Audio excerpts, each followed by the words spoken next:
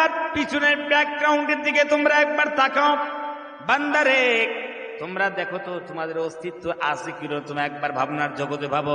আল্লাহ রাব্বুল আমিন ডাক দিয়ে বলেন, বান্দারে হাল আতা আলাল ইনসানি হিনুম মিনাত দাগারি লাম ইয়াকুন শাইয়াম মাযকুরা।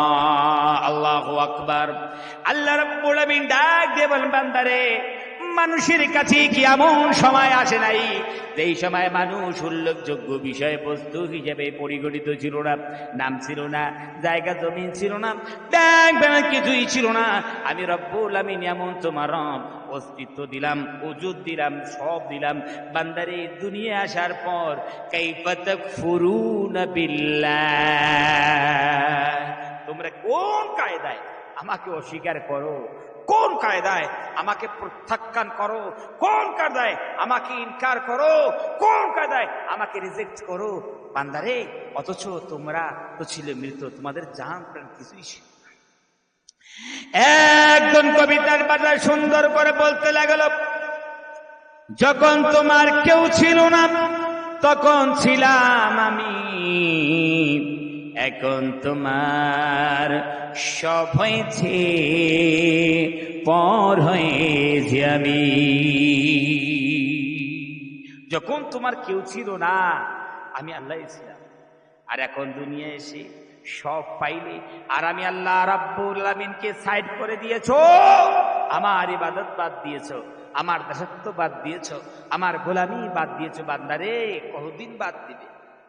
আজীবন থাকার জন্য আসনি?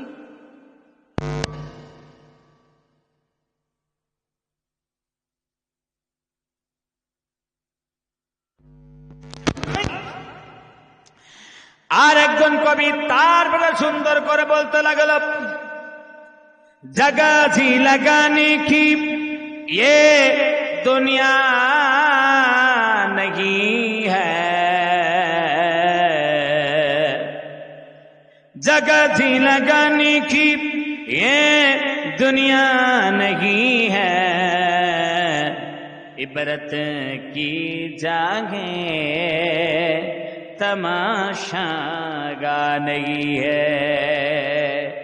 कवि সুন্দর করে বলতে চাই, পৃথিবীর বোকা মানুষেরা তোমরা আল্লাহর ইবাদত বাদ দিয়া, আল্লাহর দাসত্ব বাদ দিয়া, আল্লাহর গোলামি বাদ দিয়ে তোমরা কোন জায়গায় মন খানা বসাচ্ছ? মন লাগাও ও পৃথিবীর